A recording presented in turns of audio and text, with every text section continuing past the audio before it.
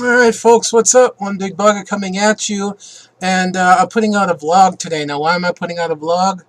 Well, simply because I'm not going to be able to put out a road to 30 today. I'm just too tired. Nothing, sleep-wise. For the first time I actually feel good in a while. Just that my wife got paid today and there was a lot of things that she had to do downtown, so I offered to take her and we spent the day downtown running errands. So that has worn me out. It is already 5:30 in the afternoon when I'm recording this. Um, so, uh, yeah, there's not enough time for me. I'm just too worn out. Um, so I'm not going to be putting up a video today. So I decided at least put up a vlog because I hate days when I don't put up anything except on the weekends. The weekends are kind of my time. If I can put up a video, I will, but it will be rare.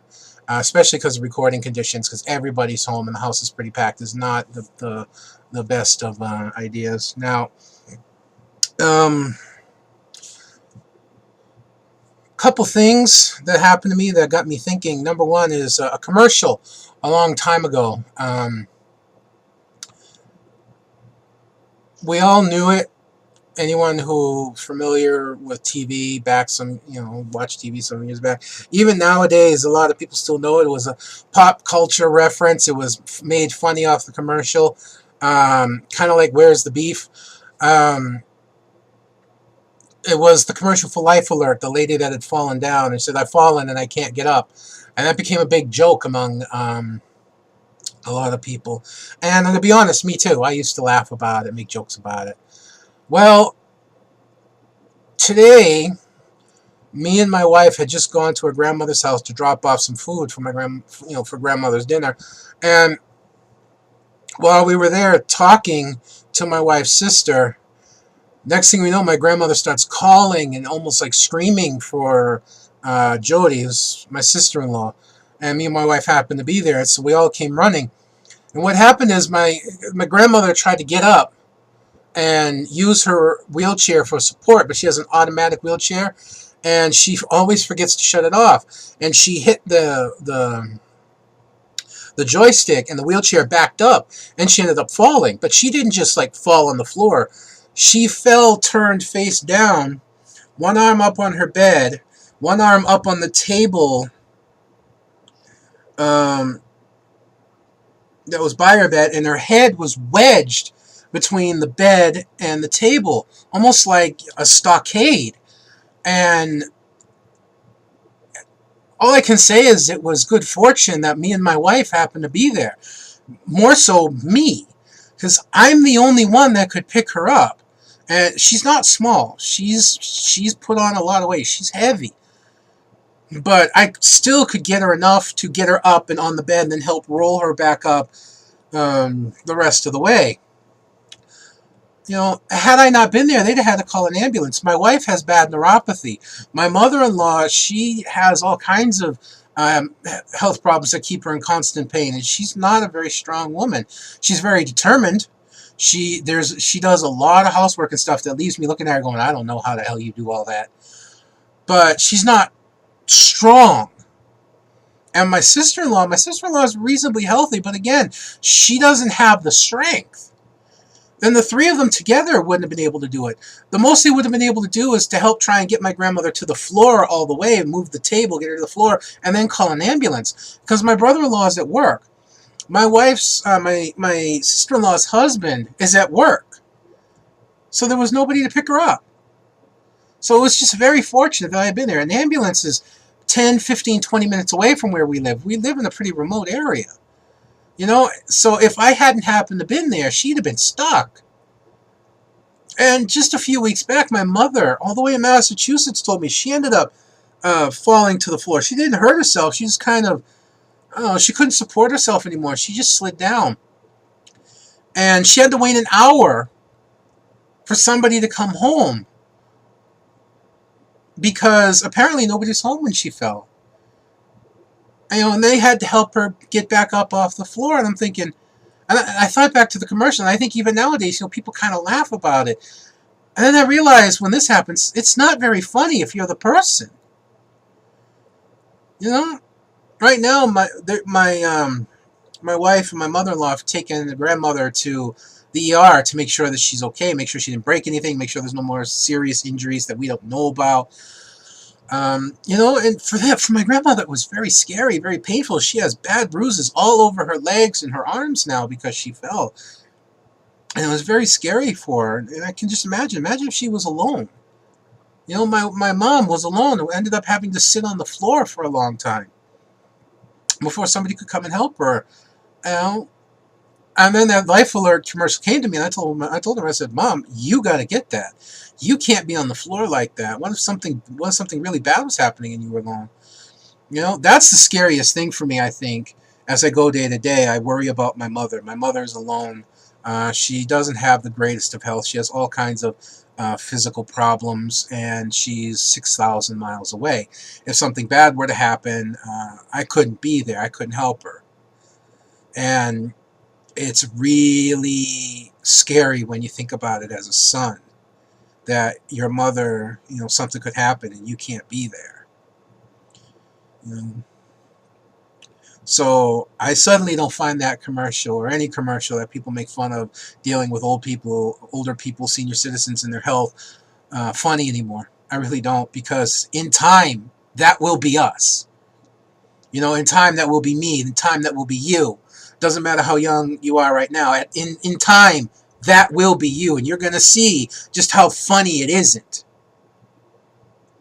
So keep that in mind as you're growing up and as you're growing older. Keep that in mind, that it may seem funny, but it's not. It's really not. It's scary for the person it happens to. It's scary for the family of the person that it happens to. And someday it'll be scary for you. But enough of the serious side. You may notice my camera, everything looks backwards. Well, I normally play it in mirrored. So that way, when I move to my left, the camera moves to left. Instead, when I move to my left, on the screen, it moves right. So I usually play it so when I move left, the picture on my monitor goes left. But I had to fix it today because I want to show you something. I stopped at this place and I got to sign in. A lot of people think like the ramen noodles, the packages you get. No, that's not real Simon. That's just cheap Simon. Real Simon is really different. Here in Hawaii, they have it. And I got some, and of course you get fortune cookies with it. For the first time ever, I got an accurate fortune cookie.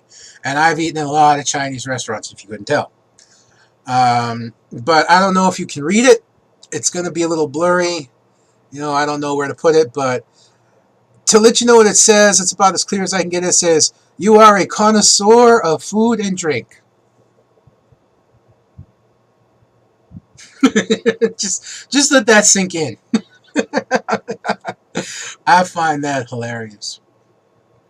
I know I'm opening myself up for people make fun of me, but when you live at my size right now, you get used to it after a while. You just kind of shrug them off, ignore them.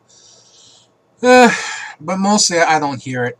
Mostly I don't know if that's because I'm just not paying attention or I don't care. I'd like to think it's because I don't care. But anyways, yeah, not much else going on. Everything's pretty much status quo. Just I was really tired today, and I apologize for no video. And I don't want to make a promise I'm going to put out another one to make up for it, because I did that last weekend and it ended up not happening. So I'm just going to put them out as I can. And I really got to start adding more content. Torchlight 2. I'm really going to make a play at getting Guild Wars 2. There's this one game I played. I just finished it. And it's an older game. Bulletstorm. One of the most fun first-person shooter campaigns I've ever played. And I got to the ending of it. And the ending of it is wide open. I'm not going to try and put any spoilers out there. But they left it wide open for a sequel.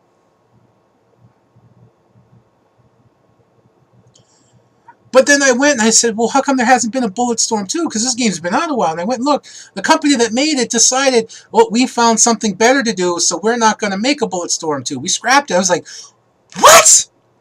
You cannot make a game like this with an open-ended ending like this and not give us closure. You can't do that. And they cited the reasons that it did poor sales on the PC because of piracy. There's an easy way to fix that. Release it on Steam. Release it with Steam. Release it with Valve. It still gets pirated, but the piracy rate is very low. And then they said, well, we also did a bad job with the PC port. Do a better job. That's it. You know you did a bad job. Do a better job. And I'm going to be honest with you. I don't think it was a bad job. I actually enjoyed playing it on the PC. I actually thought the controls were pretty good. I liked playing it.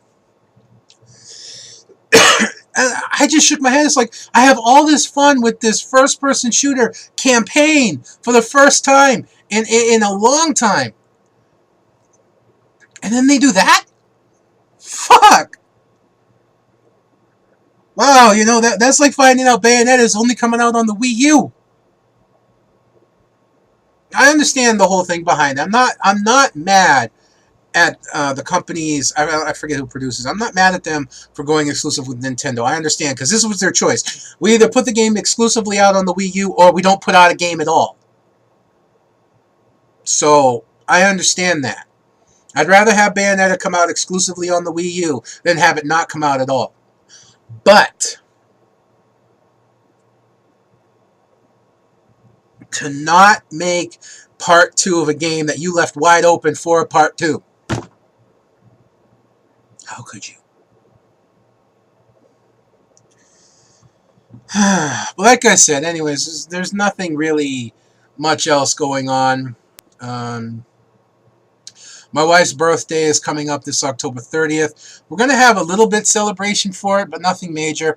I'm going to treat my wife on the 3rd. I'm taking her to Lahaina. My wife loves books. She loves reading. And unfortunately, the only big bookstore in Hawaii is Barnes & Noble, and it's in Lahaina, which is about an hour and a half drive from here. Hour and a half. Hour 15 minutes, somewhere in there. Because the one that was in Wailuku, that's about a half hour away or so, was Kailui rather, closed down, and that was Borders closed down. So I'm going to take her out there and let her buy new books, because usually all the books we get are from a place called Maui's Friends of the Library. They take used books from the library and used books that people donate, and they sell them. They used to be a dime each. Now they sell them at a quarter each. And then all the money they make, they separate up and break up between the various Maui libraries so that they can buy new books. So that's what we're facing. You know, that's where we get most of our books, which is great. We get plenty of books, but we don't get any of the new stuff. And there's plenty of new books out there that, you know, both of us would love to read. So I told her I'd take her, and we make kind of a day out of it. I'm going to take her to a bookstore, and then we're going to have a lunch down there. Probably not do much else. Maybe just go and hang out for a little bit. If I can find something else to do, then we'll do it. If not, then not. I'd love to take her out on the water on a dinner cruise, but my wife... My wife is Hawaiian, born, lived, and raised on an island, is afraid of the water. Let that sink in. Yeah.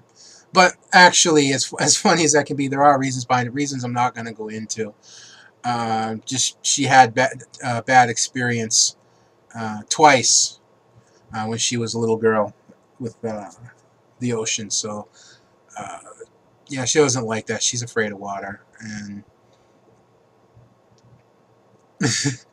still, though, I mean, I hear from her at times like, I don't want to go in the water. There could be icebergs out there. She literally says that. It's a literal excuse. We live in the middle of the South Pacific, well, not quite South, but we live in the middle of the Pacific Ocean. I don't think an iceberg's going to come through anytime soon. My wife, you know, she's what we call here Portuguese. Give you an example today. She found this black cardstock, and she said, "Oh, this is great. I can print white um, I can print out on this white, and then can see easier at night because she likes to play music outside. A bunch of friends get together, they play music and sing and laugh and whatnot. And the white print on the black background is easier to see at night under the lights that they have. And I said, well, hon, wait, you can't do that. She goes, yes, I can. I said, no. I said, your printer, you only bought a black ink cartridge for it. You didn't buy a colored ink cartridge. Well, she said, well, that's fine. I can just choose the font color in the on the computer. And she went to put the cardstock in the cart, walk away, and I went, hon, you only have a black ink cartridge. You cannot print white ink out of a black ink cartridge, no matter what font you choose. She looks at me and goes, are you sure? Yeah, I am. Black ink cartridge only has black ink on. You can't print white. You have to get a color cartridge. Oh, fine. Throws it back. You know, the things I deal with sometimes. But I'm not trying to be mean. It's just a few funny things that come along every now and then. It's more the reason that I'm with her. But, alright, this vlog has gone on way too long. I probably shouldn't even told those last stories. But, whatever. Like I said, status quo, everything's fine. I'm actually feeling better now than I have in a long time.